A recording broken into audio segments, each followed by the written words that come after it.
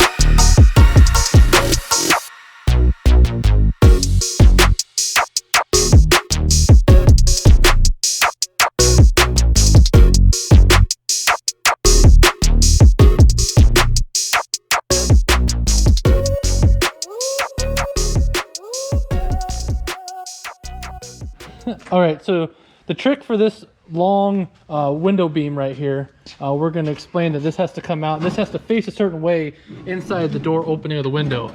So it comes all the way out as far as you can. This will come through down here, and then you're going to have to flip this around upside down so where this bracket is facing down. Then that piece has to come all the way up into this corner of the window on the inside, or corner of the door on the inside. Then you can pull it up